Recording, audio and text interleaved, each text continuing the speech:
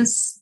Eu sou Cristiane Caldas Chagas, advogada, pós-graduanda em Direito Constitucional pela Legale, membro do Conselho Consultivo da Jovem Advocacia. Tenho o enorme prazer de estar aqui hoje à noite com os nobres colegas, apresentando o painel Desafio do Início da Carreira da Advocacia Criminalista. Nessa noite teremos aqui presente Dr. Marcos Rodrigues, ele é advogado criminalista, especialista em Direito do Estado e Ciências Criminais, presidente da Associação dos Advogados em Ciência Criminal da Bahia, doutora Ana Cristina Mendonça, advogada, professora de Direito Processual Penal, de diversos cursos de graduação e preparatórios para concursos do exame da OAB, autora de obras jurídicas, em especial Vadimeco Penal e Prática Penal 1 e 2, de primeira e segunda fase, pela Juspódio.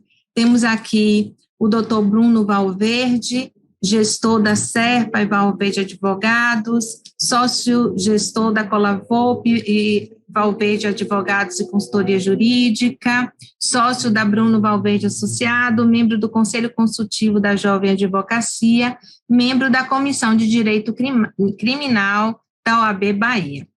E também a doutora Maiana, advogada, professora. Quero dizer que eu tenho um enorme prazer, porque além dos nobres colegas serem advogados, são grandes influências digitais jurídicos, que eu já até informei a eles que iria citar essa fala, e nós, neste exato momento, iniciamos com o doutor Marcos Rodrigues, com a fala dele. Boa noite, doutor.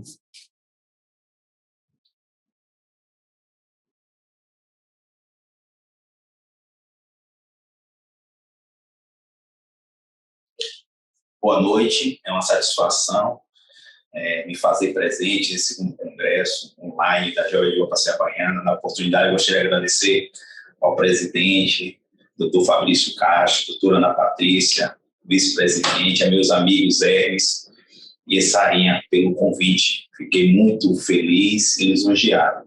Gostaria também de agradecer a participação de todos os colegas que se fazem presente nesse painel. E assim vamos começar. Em primeiro plano, eu já gostaria, como a gente estava conversando nos bastidores, eu já gostaria de deixar claro para todos os nossos telespectadores e ouvintes que a teoria é totalmente diferente da prática. Esqueçam a teoria, esqueçam o que vocês aprendem na graduação, porque a prática é totalmente diferente, principalmente quando a gente leva em conta a audiência de custódia. E é interessante que, infelizmente, existem muitos juízes que tratam garantismo penal apenas em lives, em congressos, né, em doutrinas e até mesmo em palestras. Enfim, o meu tema é o suposto flagrante audiência de custódia, e é interessante a gente trazer a prática. Por quê? A maioria das vezes acontece aquela ligação, primeiro contato com um advogado, do advogado criminalista, com esse momento, é na ligação do seu cliente. Uma família, alguém da família vai entrar em contato contigo, e isso acontece na maioria das vezes naqueles horários mais inconvenientes, em um domingo que você está com toda a sua família reunida, ou num dia de um casamento, ou no aniversário de um ente familiar. É por isso, estava conversando com o doutor Bruno, que a gente não pode, o advogado criminalista, ele não pode se ausentar do celular, porque na maioria das vezes as ligações acontecem nesses momentos mais inapropriados. Então, aconteceu a ligação. Muitas vezes aquele familiar entra em contato contigo desesperado, até porque tem um parente, um filho, um neto, um marido que está preso. Então, quando ele entra em contato com o advogado, a gente não pode ser apenas advogado. Tem que ser um psicólogo, até mesmo um familiar. E no momento pertinente da ligação, a gente já tem que saber, pedir calma àquela pessoa e saber qual foi o crime imputado, aonde aquela pessoa foi presa, qual bairro, se foi preso com mais outras pessoas. Por quê?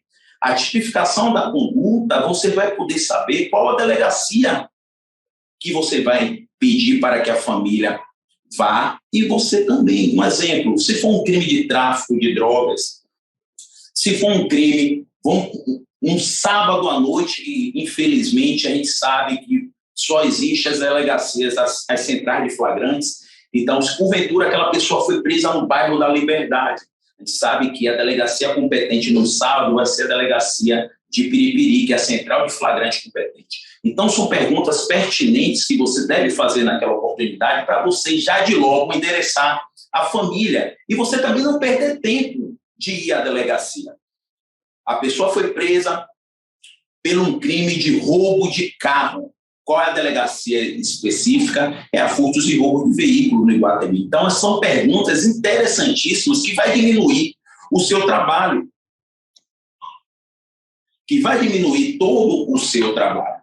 Outra coisa importantíssima é saber aonde aquele crime foi praticado, porque durante a semana temos as delegacias do bairro.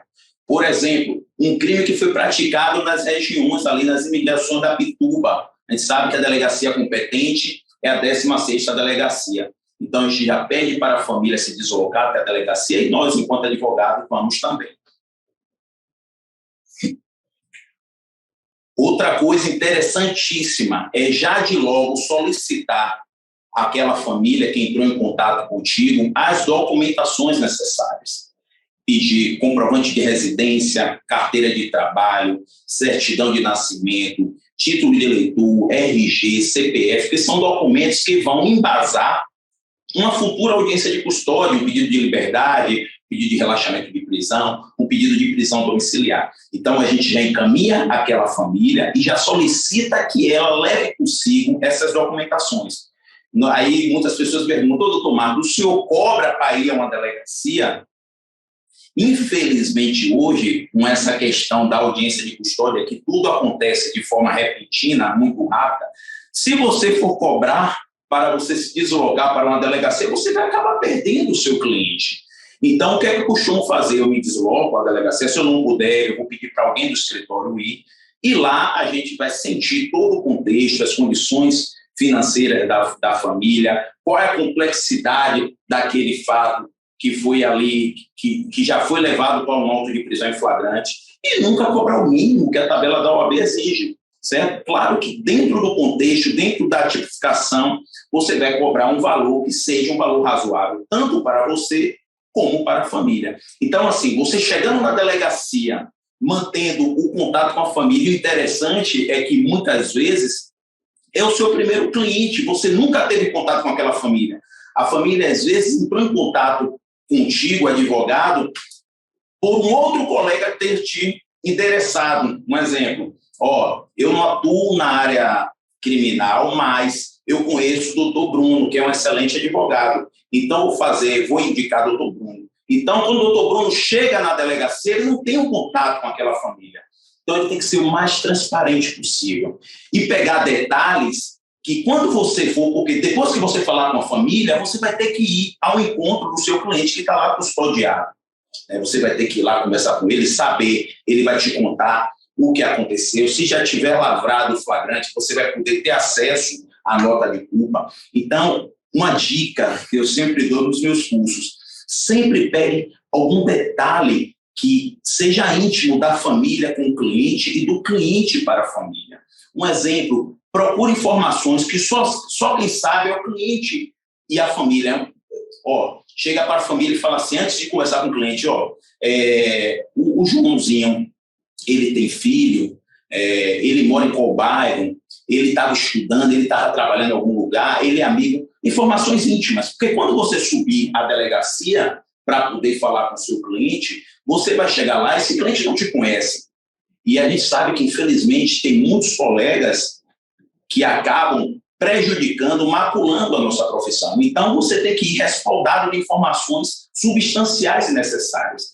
E antes de falar com o seu cliente, a gente sabe que a delegacia é um ambiente árduo, difícil, um ambiente que, para a gente ter acesso, principalmente a advocacia criminal, que muitas vezes acontece à noite, finais de semana, a gente sabe que a demanda policial é uma demanda menor, a gente tem que ter o jogo de cintura, chegar, apresentar a carteira da ordem, né? É o que eu costumo falar. Se você não souber lidar com um policial, aquele primeiro agente que está ali na portaria, infelizmente você vai ter suas prerrogativas lesadas. E até que essas prerrogativas sejam restabelecidas, seu cliente já foi ouvido, seu cliente já foram colocadas no auto de prisão em flagrante diversas coisas que seu cliente não falou. E para você depois combater isso na audiência de custódia é muito difícil, é o que a gente chama indiretamente do direito penal subterrâneo, que aí seria uma outra palestra. Então, assim, a gente tem o jogo de cintura, o bom senso, né, a humildade, a simplicidade de conversar com aquele policial para que ele de logo passe o acesso para você ter com o cliente. Entrando na delegacia, você tendo acesso ao cliente, você vai chegar para ele e vai de logo se apresentar.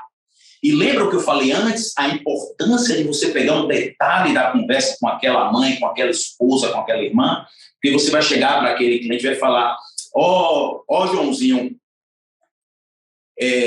meu nome, eu me chamo Dr. Marcos Rodrigues, sou advogado, e quem está me contratando é sua mãe, Dona Isaura, que inclusive só tem você como filho, sua esposa está lá embaixo, você tem uma filha chamada Maria. Então ele vai criar a confiança, você vai ter a credibilidade perante aquele cliente, até porque ele está ali em um ambiente totalmente hostil, tudo para ele é duvidoso naquela oportunidade, principalmente se for um preso que tenha a sua primeira oportunidade no cárcere. Então, é bom você pegar esses detalhes com a família e com ele também. É importante você visualizar a vestimenta que ele está. Eu sempre falo isso nos cursos.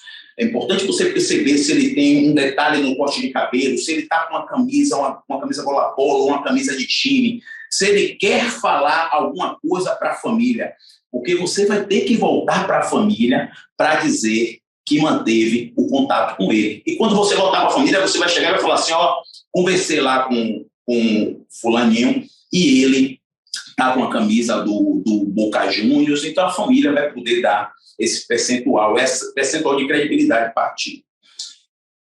O que acontece? Acompanhar ou não o interrogatório. Eu não acompanho, eu só acompanho o interrogatório de clientes que eu sei que vai manter o que eu vou orientar. Eu já fui surpreendido diversas vezes, até por clientes conhecidos, então eu, para acompanhar o interrogatório, eu tenho muita particularidade nesse tema. E outra coisa, pessoal, a audiência de custódia é como se fosse uma final de Copa do Mundo. Se você solta o seu cliente, você é o melhor advogado do mundo. Se você não consegue soltar, você é o pior. Então, o que eu falo sempre para meus colegas: seja sincero na essência, mostre as dificuldades, não prometa resultado, porque se porventura vier uma decisão desfavorável, aquela família, aquele cliente já vai saber de tudo que de forma antecipada você falou. Se a situação dele for uma situação complicada, complexa, seja claro, não vá nessa loucura de querer pegar os honorários sem antes você demonstrar credibilidade.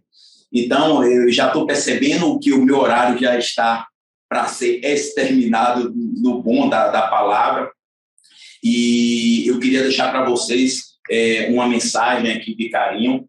Eu sou advogado há aproximadamente 11 anos, advogado criminalista. Eu tenho orgulho de ter vindo de uma comunidade de classe média baixa, muito mais baixa do que média, e sei dos sacrifícios que meus familiares fizeram para eu chegar onde eu estou. Então, assim, eu me sinto assim muito feliz em estar palestrando para jovens advogados, porque, para mim, é o que vai modificar toda a nossa advocacia. Então, a utopia está lá no horizonte. Se eu dou 2 passos, ela se afasta 2 passos. Se eu dou 10 passos, ela corre 10 passos. Então, assim, para que serve a utopia? É para tudo isso que eu falei, para você jamais deixar de caminhar, para você jamais deixar de buscar os seus sonhos. Não permita que pessoas coloquem pedras em seus sonhos. Você tem capacidade, principalmente a advocacia jovem. Se você tem capacidade, persista. Se você tem sonhos, lute para que esse sonho se torne realidade. Muito obrigado a todos, e para mim, mais uma vez, uma satisfação indescritível estar aqui nesse painel com amigos que eu tenho o maior carinho, respeito e admiração. Boa tarde, gente. Eu fiquei muito encantada. Boa noite. Estou muito encantada com a sua apresentação. E muito obrigada pelos ensinamentos, porque foram muito produtivos para quem está no início de carreira. Agradeço de coração. E agora eu passo a palavra para o Dr. Leonardo Valverde. Obrigada e uma boa tarde. Boa noite. Boa noite, obrigado. Boa noite. Eu gostaria, inicialmente, de começar saudando a todos colegas, advogados e advogadas, a doutora Cristiane, né, Chagas, que está aqui mediando esse painel, ao doutor Marcos Rodrigues, grande advogado, experiente, né, a doutora Ana Cristina e a doutora Maiana Leite. Bom, eu tenho 15 minutos, é isso? 15 minutos, né? Quando a presidente Sara Barros, a quem eu aproveito a oportunidade e já saúdo, me fez o convite para estar aqui nesse segundo congresso online da Jovem Advocacia aqui baiana, eu fiquei pensando, logo de pronto eu já aceitei, né? Até porque eu sou conselheiro do Conselho Consultivo da OAB Jovem, e para mim é uma imensa satisfação poder falar para os jovens advogados, mesmo sendo eu um jovem advogado, né? Apesar já de ter 5 anos aí de prática da advocacia criminal. E aí o que me veio à cabeça é o que é que eu falaria para esse jovem advogado, essa jovem advogada que tem o desejo de iniciar a carreira na advocacia criminal. A gente sabe, aí o doutor Marcos já falou muito bem sobre isso, que infelizmente há uma discrepância muito grande do que nos é passado na faculdade, né, no que é ensinado na faculdade, né, e no que nós nos deparamos na prática.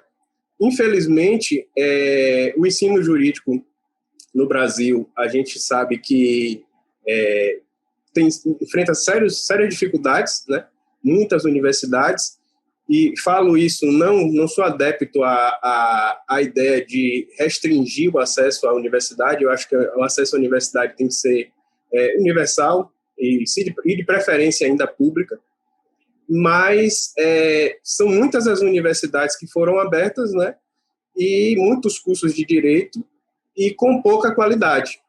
E então isso termina gerando para o jovem advogado, para aquele bacharel em direito que passa na OAB, passa no exame da ordem e vai exercer a advocacia criminal, um impacto muito grande, principalmente pelo fato de ele vivenciar que o sistema de justiça criminal, que embora se diga que é um sistema de justiça pautado em base democrática, na prática é um sistema de justiça completamente inquisitório. E aí eu fiquei imaginando justamente algo que aconteceu comigo lá no início da minha carreira.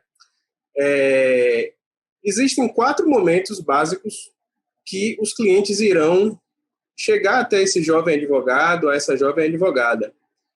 No primeiro momento, o doutor Marcos até já antecipou muitas das coisas que eu teria até aqui a dizer, e ainda bem, né, porque o tempo é muito curto. O primeiro momento é aquele momento lá da fase de investigação preliminar. Infelizmente, aqui, a gente sabe que investigação preliminar, existem várias, né, formas de se investigar aqui, que é admitido pelo ordenamento jurídico, tanto pelo inquérito civil, tanto pela investigação pelo Ministério Público. São uma série de formas que a gente pode iniciar essa investigação. eu procurei aqui me ater muito à questão do inquérito policial, até porque a prisão em flagrante, né, que é uma das formas de se iniciar a investigação preliminar, o doutor Marcos já exauriu o tema muito bem, por sinal. Então, eu vou me ater aqui só ao inquérito policial regular. Quando o cliente nos procura para nós atuarmos na fase de investigação preliminar, o primeiro impacto que você tem é a recepção já em sede de delegacia, e isso aí foi dito. Muitas vezes não lhe é propiciado você ter até acesso aos atos do inquérito. E essa é a primeira dificuldade que a gente enfrenta. Embora o Estatuto da Ordem da Advocacia nos permita, inclusive, ter acesso a esses autos sem a necessidade de procuração, muitas vezes a gente não consegue. E aí a gente vira e mexe, a gente tem que acionar as prerrogativas da OAB. Outra coisa que eu teria para falar do inquérito policial é que quando nós vamos acompanhar o nosso cliente, é outro impacto que a gente tem, nos é dito lá na universidade que o nosso cliente ele tem direito ao silêncio. Só que muitas vezes, quando nós vamos utilizar isso em sede de delegacia, que nós orientamos o cliente para que ele fique em silêncio, primeiro, o jovem e a jovem advogada tem medo de dizer, fulano, você pode ficar em silêncio, não tem nenhum problema. E muitas das vezes se sente até um pouco coagido pela figura da autoridade policial, que muitas vezes interpreta esse direito ao silêncio como uma obstrução àquela investigação criminal. Não, seu cliente pode ficar em silêncio, não tem nenhum problema. E, além disso, né, algo que é muito recorrente também no inquérito policial, que é o que nós enfrentamos, é a questão daquele cliente que é reconhecido, a questão do reconhecimento de pessoas, é reconhecido por uma outra pessoa por ter, e é dito, né, que ele praticou determinado delito, e esse reconhecimento de pessoas é feito em sede de investigação preliminar aqui no Brasil de forma muito equivocada.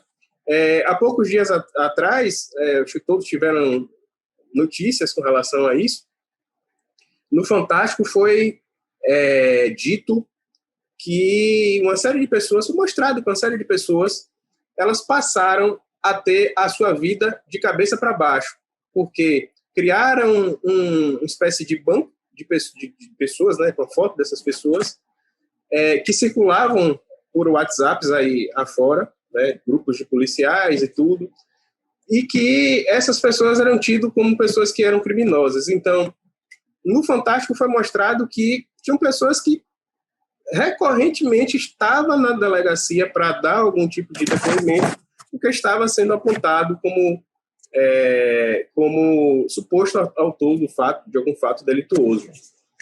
Isso demonstra muito bem como a investigação criminal é feita, né? A forma como é feita de maneira muito equivocada.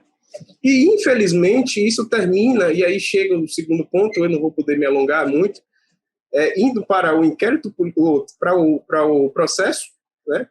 Que o inquérito policial ele é encaminhado ao Ministério Público, o Ministério Público oferece a denúncia, e quando isso é aceito, lógico, todo mundo sabe disso, é aceito pelo magistrado, abre-se o processo, certo?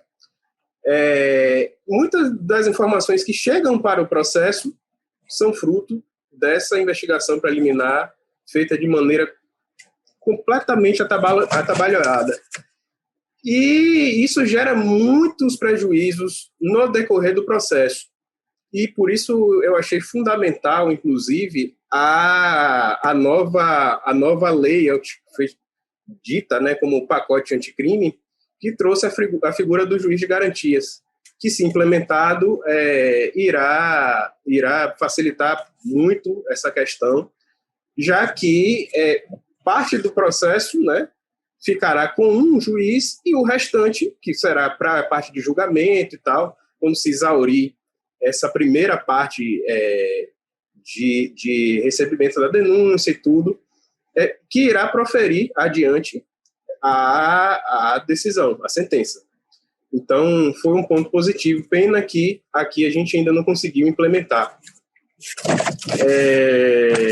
No processo, eu teria muitas outras coisas a falar, mas como o meu tempo já está se esgotando, eu queria deixar para os jovens e as jovens advogadas a ideia que, inclusive, é muito bem trabalhada pelo professor Alexandre Moraes da Rosa, né, no Guia Compacto da Teoria dos Jogos, que é você visualizar o processo sempre na perspectiva de um jogo, realmente.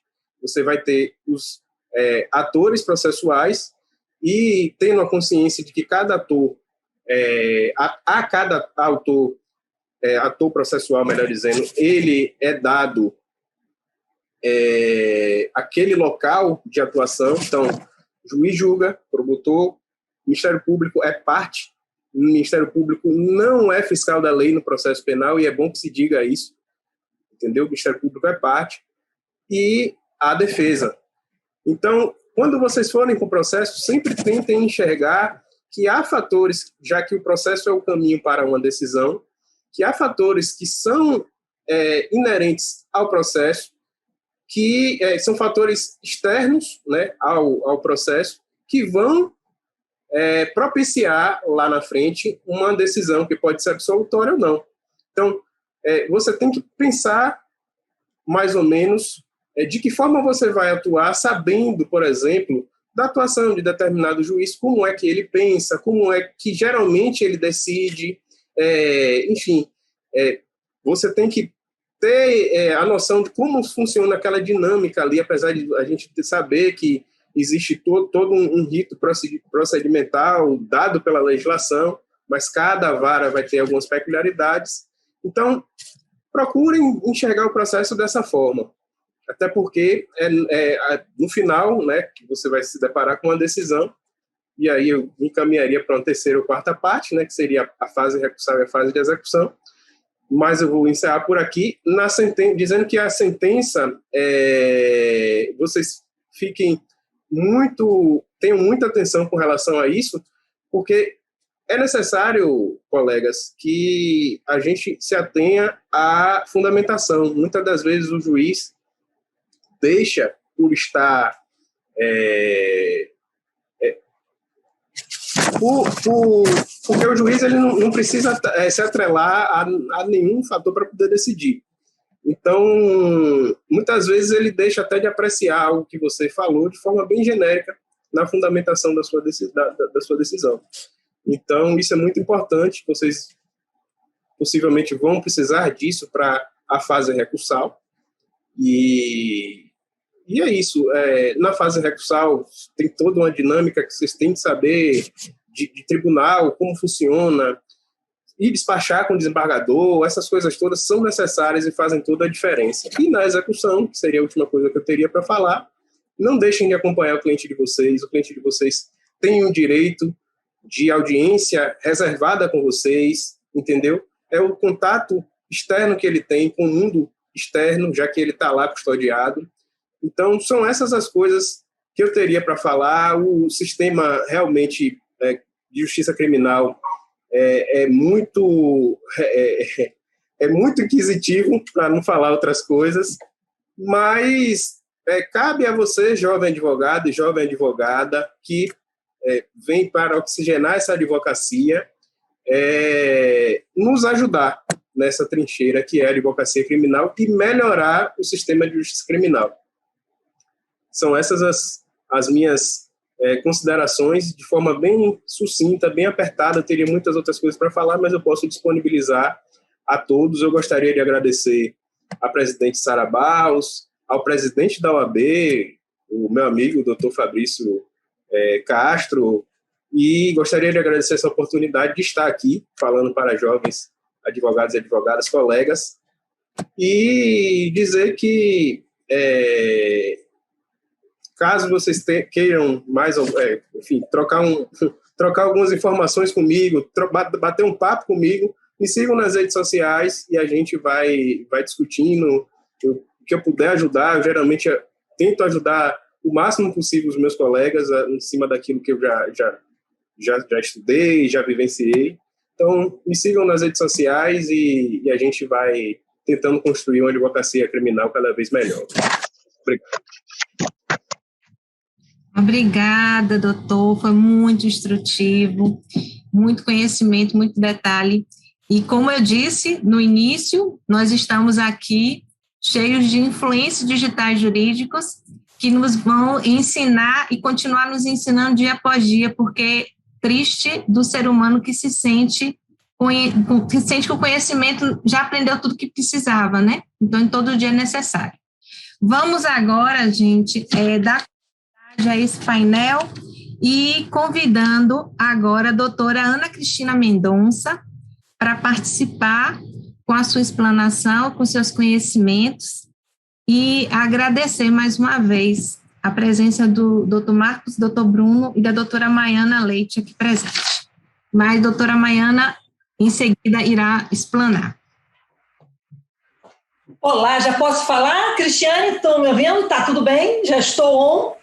Muito bem, meus queridos, antes de qualquer outra coisa, eu quero dar assim o meu agradecimento, apresentar o meu agradecimento pela possibilidade de estar aqui. Eu gostaria muito de dizer que eu sou uma jovem advogada, mas eu já passei da fase da jovem advocacia, mas estou sempre renovando toda a minha esperança, toda a minha, enfim, minha certeza de que vocês, jovens advogados, que eu estou ali sempre caminhando juntinho desde a preparação para a OAB, né, nos primeiros passos na advocacia criminal, aí tomando a palestra, né, do meu querido amigo Bruno, ela foi exatamente sobre os primeiros passos, então sempre estive junto com os advogados, jovens advogados, e por isso mesmo estou muito contente com o convite. Né, quero agradecer ao Fabrício, presidente da OAB Bahia, a Sara, queridíssima, não é, que está aí à frente da Jovem Advocacia Baiana, e também a Cristiane, que conduz essa mesa, e aos meus,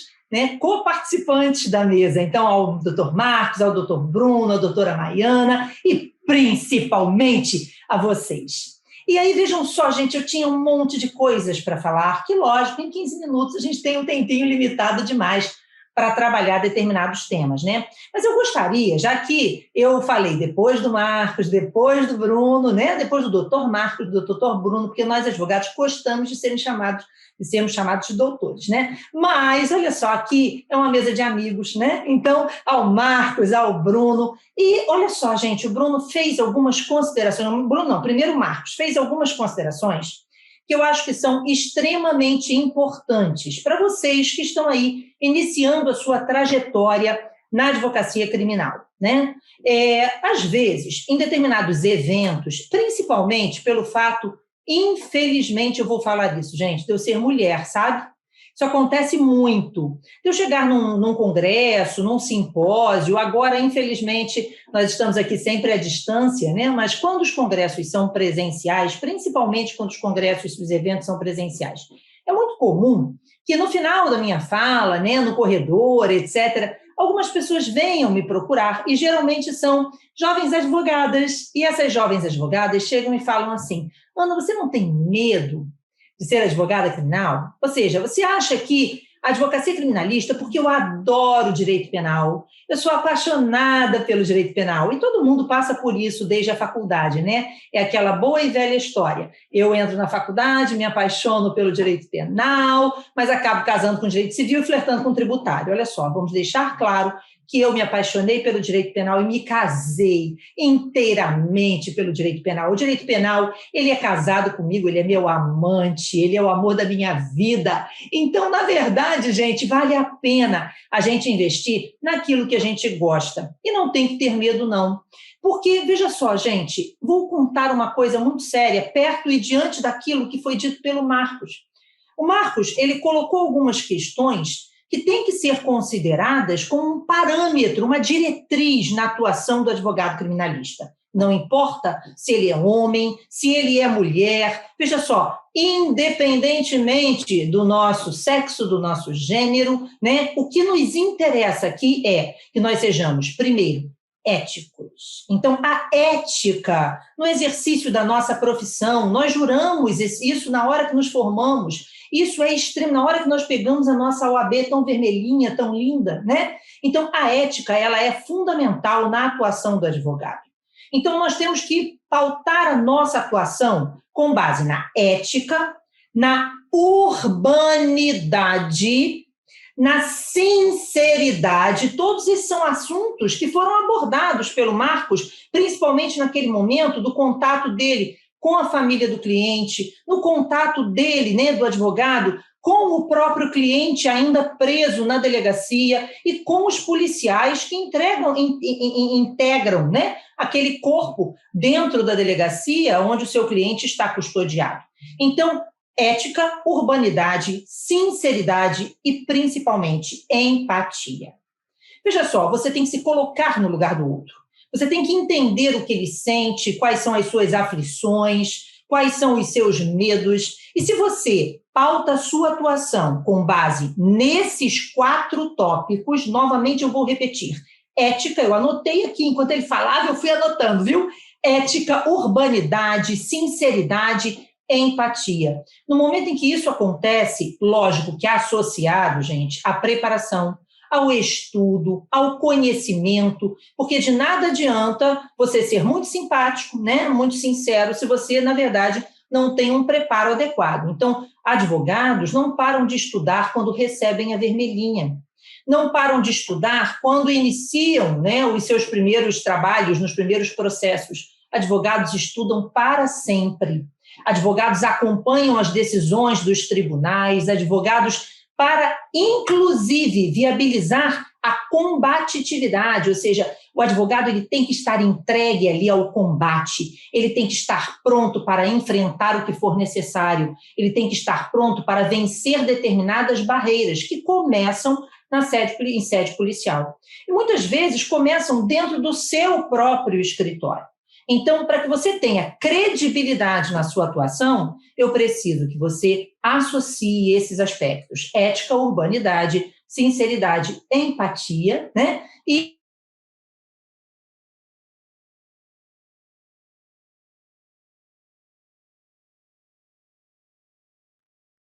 acho que tivemos algum problema com a internet da professora. Vamos aguardar um momento. Enquanto isso, eu quero fazer um agradecimento a todos e todas que estão presentes aqui neste congresso e agradecer a oportunidade dada por Deus por estar aqui agora com vocês, a Sara Barros, Hermine Larião, pelo respeito, carinho, apoio, incentivo todo esse tempo, e a Deus, os demais colegas da presidência da Jovem Advocacia. E quero aproveitar a oportunidade de dizer que não existe barreira todo aquele que quer, que deseja. Voltei. Estão me ouvindo? Vamos voltar agora. Oh, meu Deus, voltei. Eu apareço aí direitinho? Gente, olha, minha casa é um horror à internet. Mas posso continuar então, Cris? Estão me ouvindo? Tá dando para acompanhar? Então, Sim. Quando eu iniciei na advocacia, apareceu um cliente no escritório com uma causa de altíssima complexidade. E aí, eu tinha um sócio que também tinha se formado comigo no meu primeiro escritório, né? Aquele escritório que a gente termina a faculdade, monta às vezes com um colega de turma e tal. E aí, chegou essa causa de complexidade e esse meu sócio virou para mim, depois que o cliente foi embora, que eu parecia muito entendida no assunto, viu? E aí, ele virou para mim e falou assim, você sabe bem o que você vai fazer nesse caso? Eu falei assim, não, mas eu aprendo em 2 dias. Então, assim, na verdade, gente, o que acontece é que a gente tem que ter responsabilidade. Nós estamos lidando com a vida das outras pessoas, tal qual é relevante a atuação de um médico, principalmente agora, nesse momento da pandemia, é extremamente importante a atuação do advogado. O segundo grande bem jurídico em discussão, o segundo grande bem jurídico a ser tutelado é, na verdade, a liberdade. E nós, advogados, somos corresponsáveis por toda a produção, seja a produção doutrinária, seja a produção da própria jurisprudência, porque quando nós pensamos nos tribunais e pensamos nas decisões que são proferidas, né, principalmente agora pelos ministros do STJ, os ministros do STF, veja, a grande parcela de responsabilidade está na atuação do próprio advogado.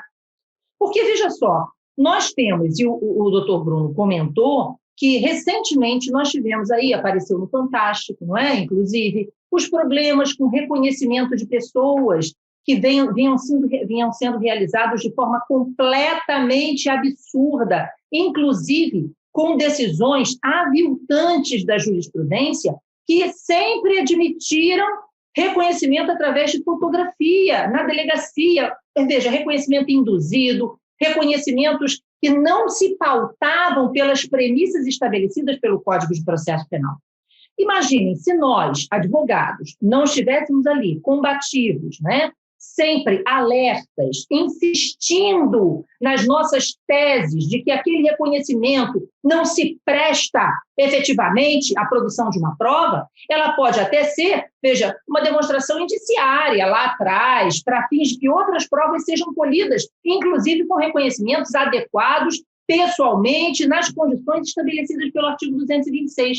Se todos nós, advogados, nos conformássemos com o fato de que a jurisprudência já tinha definido dessa forma, é possível o reconhecimento de fotografia. O reconhecimento não precisa se pautar necessariamente pela alocação daquele indivíduo que deve ser reconhecido junto a outros, né, que, na verdade, guardem com ele semelhança. Enfim, se nós não tivéssemos, né, se um advogado, um que seja, não fosse até lá e questionasse toda vez em que o reconhecimento ocorresse de forma equivocada, veja, a jurisprudência não teria sido alterada.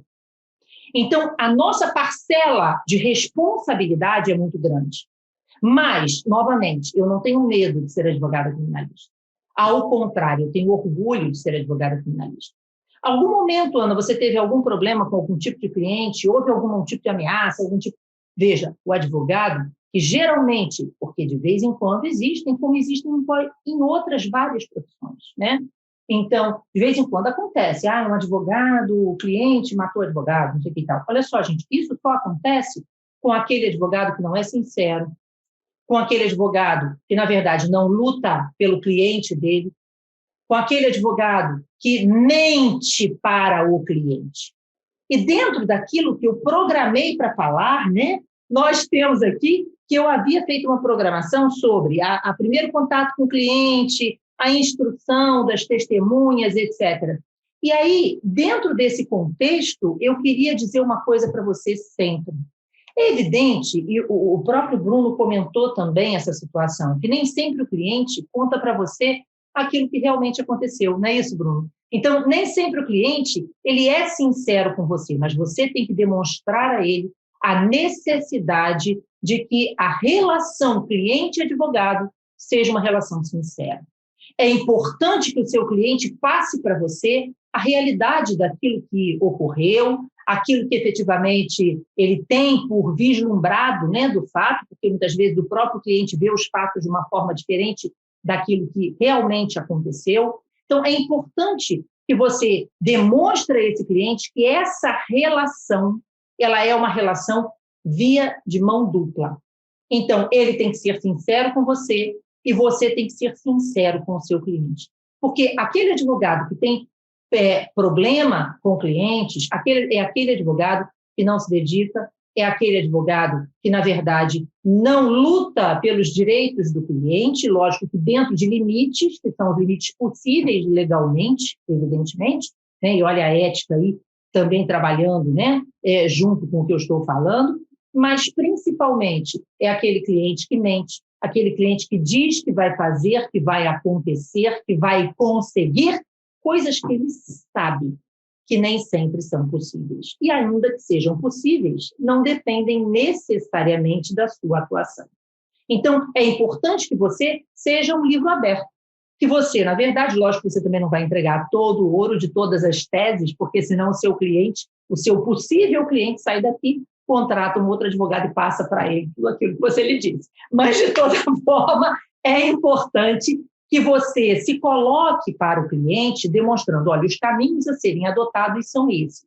Eu, por exemplo, costumo dizer assim, olha, e aí às vezes o cliente chega para mim, né, na brincadeira, e fala, você é terrorista, hein? Porque eu já mostro para ele tudo de ruim que pode acontecer.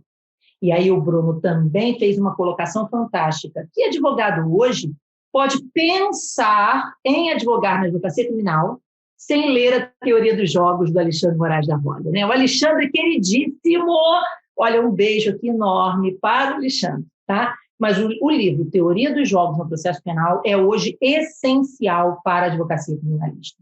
E ele mostra uma visão daquilo que realmente acontece, porque o que você tem ali é um jogo, o que você tem ali é um adversário, né? O que você tem ali é um juiz que tem uma preconcepção dos fatos, é um juiz que já está direcionado e que muitas vezes, como nós vimos aí recentemente em alguns episódios, é em conluio com a acusação. Então, nós temos que saber tudo isso, temos que saber nos posicionar. E é exatamente por isso que é muito importante que você tenha uma relação de confiança para com o cliente.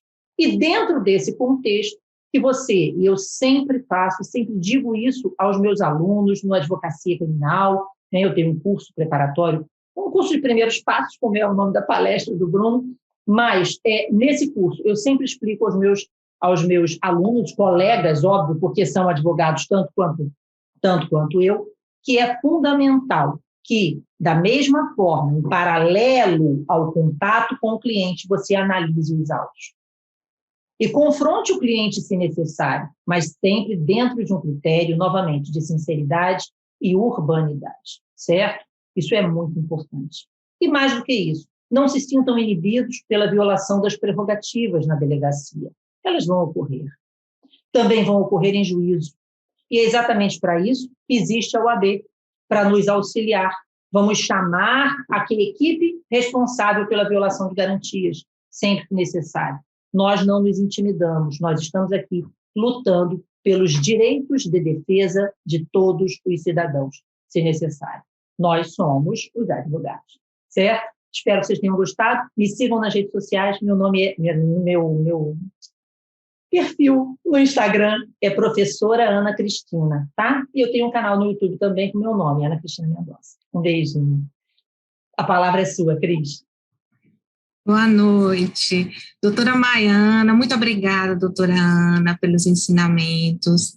Doutora Maiana, eu já pesquisei, né, também uma influência jurídica, né, belíssima, e que vai fazer a sua explanação.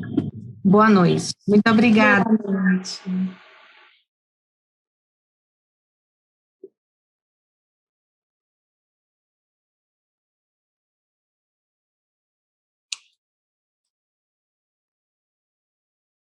Adeus.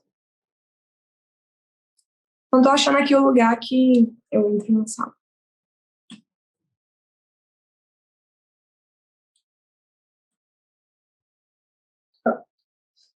Eu estou aqui. Boa noite a todos. Eu quero agradecer imensamente a esse convite. Muito obrigada, Sara Barros. Eu estou imensamente honrada em estar aqui falando para os jovens advogados, eu sendo uma jovem advogada e podendo ajudar, agregar valor na caminhada dos meus colegas. Eu quero agradecer a Cris e a todos os colegas que estão aqui nesse painel, a Cristiane, o Marcos, o Bruno, muito obrigado a todos, e foi de excelentíssimo valor o conteúdo que vocês trouxeram aqui. E a Ana Cristina, inclusive, é uma honra para mim falar depois dela. Eu conheci a Ana no meu cursinho, eu estava fazendo cursinho para a OAB, e inclusive estudei pelo Admeco dela, pelo Mozão, então é uma honra. Sou fã da Ana Cristina, é uma honra falar posteriormente a ela. Então, muito obrigada mesmo a todos que estão presentes. E eu resolvi hoje falar para vocês sobre as dificuldades e as estratégias da atuação em delegacia, né, em sede de delegacia. No entanto, eu não quis trazer para vocês as nuances práticas com relação ao protocolo, com relação ao procedimento, com relação ao passo a passo. Inclusive, os meus colegas trouxeram muito bem pontos de extrema relevância com relação a esse passo a passo, com relação a esse procedimento. E eu não estou aqui dizendo com isso que o passo a passo não é importante.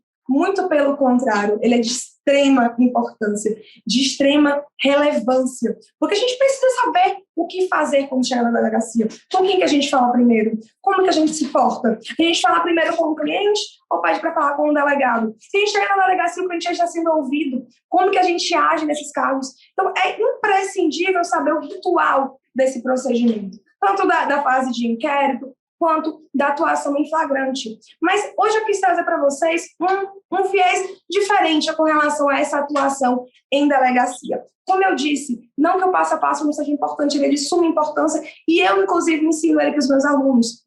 No entanto, ele sozinho não resolve. Ele sozinho não vai trazer os resultados que os advogados precisam.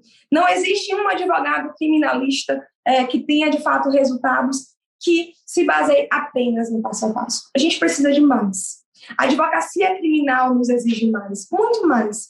Nos exige uma mentalidade diferenciada. O mercado nos exige isso, a advocacia criminal nos exige isso, uma mentalidade voltada para a restituição de liberdades. E eu vou explicar o porquê que isso é diferente. Primeiro, quando eu saí da universidade, eu pensei no seguinte, o meu plano era esse, era ser associada em um escritório e, posteriormente, iniciar na advocacia sozinha quando eu tivesse feito meu nome.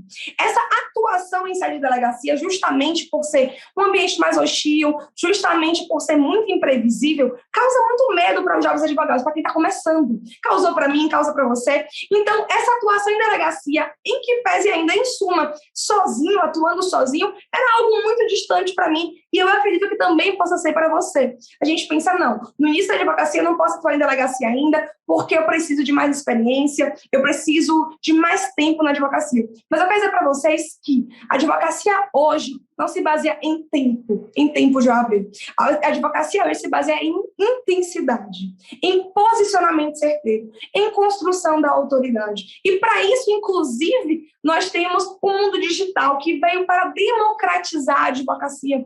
Hoje nós temos jovens advogados ocupando espaço de destaque na advocacia e concorrendo com grandes escritórios. Então, nós podemos e estamos ocupando o nosso espaço na advocacia. Foi-se esse tempo em que número da OAB queria dizer a capacidade do advogado. Então, o que eu quero dizer para vocês de início é que você é jovem advogado, que está começando agora, você tem potencial e capacidade para atuar em delegacia, sim.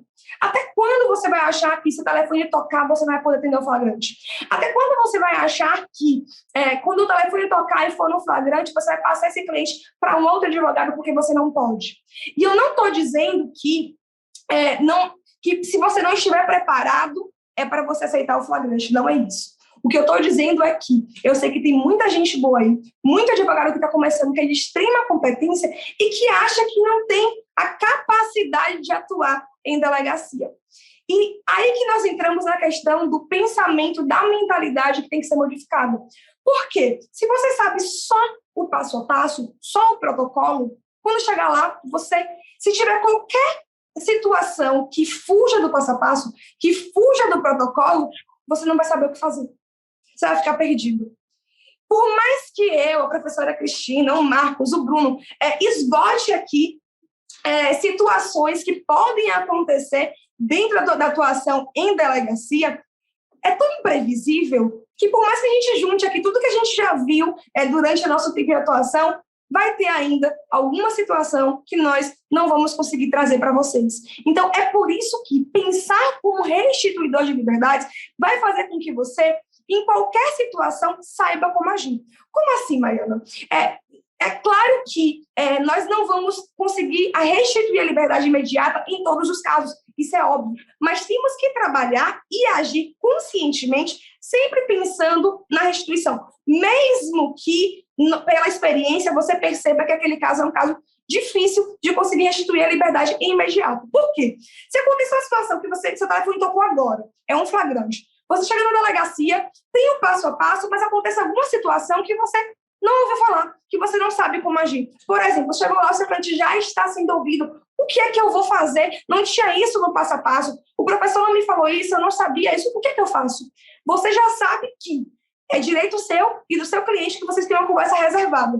Você também sabe que, se você não conversou com o seu cliente antes, é capaz de ele se auto-incriminar no interrogatório, é capaz de ele se prejudicar no interrogatório. Você vai deixar isso acontecer e não vai fazer nada? Óbvio que não. Vai falar com o delegado que você quer conversar reservadamente com ele. E se o delegado não permitir, fala com o cliente, olha, a partir de agora você não fala mais não. Porque você tem que entender, o pensamento do restituidor de liberdade, ele tem que entender que ele está ali pelo cliente. Você não está ali para agradar o delegado. O delegado não é hierarquicamente superior do que você, não. A gente não responde a delegado, a gente não responde a juiz, certo? Então, não tenha medo, você está ali pelo seu cliente. É para bater de frente mesmo. Quem tem esse pensamento restituidor de liberdade sabe se posicionar de forma certeira. E é por isso que eu digo para vocês que só o passo a passo não adianta. É importante, é de suma importância. Mas se você só tem o passo a passo e não sabe se posicionar de forma certeira e não tem esse pensamento de restituir liberdade para saber como agir em cada situação, mesmo que fuja do script, aí, de fato, você não vai conseguir atuar com segurança. É esse pensamento restituir liberdade, é esse posicionamento certeiro, é a construção da autoridade e a segurança técnica que separa os meninos dos homens, que separa as mulheres das meninas, que separa o advogado criminalista que tem resultado do que não tem, independente do tempo que ele advoga, independente do número da OAB. Já falei para vocês que a advocacia hoje não é tempo, é intensidade.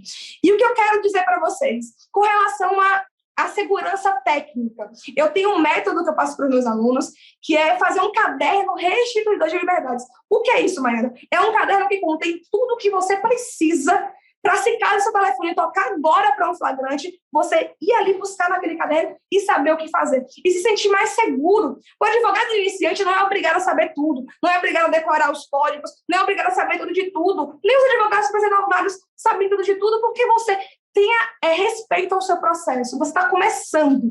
Então, busque estratégias que vão te ajudar a atuar da melhor maneira possível. Você é capaz. Então, esse caderno de de liberdades, eu ensino aos meus alunos como fazer, mas eu também vou passar uma mini versão para vocês, tá? Quem tiver interesse, me segue lá, maianaleite.criminalista. Vou ajudar vocês também a fazer esse caderno. Eu fico muito feliz e muito honrada em poder agregar valor à jovem advocacia. E o que eu quero dizer para vocês, para finalizar, que meu tempo já acabou, não ouçam quando dizem que você precisa esperar 5 anos para ter resultado de advocacia criminal. Não ouçam quando dizem que você não pode porque você é jovem advogado. Você pode, e você pode muito, e conte comigo nessa caminhada, tá? Tamo juntos. Muito obrigada. Eu queria falar, mas o meu tempo é muito curto. Nós discorremos mais sobre isso em outra ocasião. Muito obrigada, OAB Bahia. Muito obrigada, Cris, a nossa mediadora aqui. Muito obrigada aos colegas e a Sara Barro, que me fez esse convite. A todos vocês que estão aqui me ouvindo, tá? Muito obrigada. Boa noite.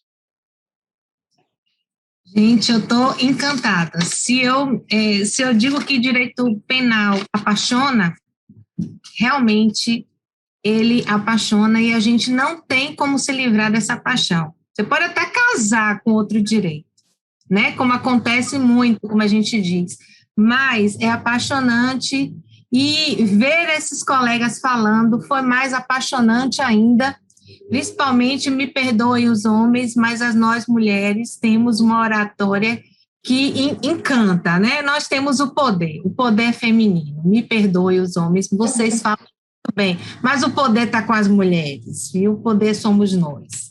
Bom, e eu quero, nesse presente momento, também dizer 2 coisas básicas que eu aprendi em minha casa. Meu pai disse o seguinte: aprender é uma dádiva. E agradecer é uma dádiva maior ainda. Então, eu quero agradecer neste momento a todos vocês pelos ensinamentos que ministrados aqui agora, trocados conosco, as experiências.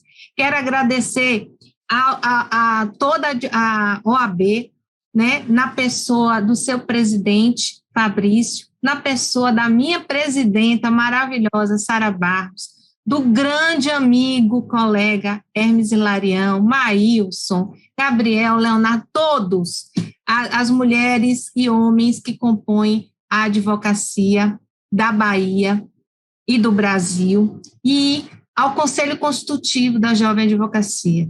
Obrigada, Sara, pela confiança da mim, né, nesse caminhar e para a oportunidade de estar aqui mediando essa maravilhosa presença, né, dessa mesa, desse painel, com esses juristas, né, com esses advogados fantásticos. Doutor Marcos, muito obrigado. Doutor Bruno, muito obrigado. Doutora Ana, uma professora por excelência. Doutora Maiana, que didática, fantástica.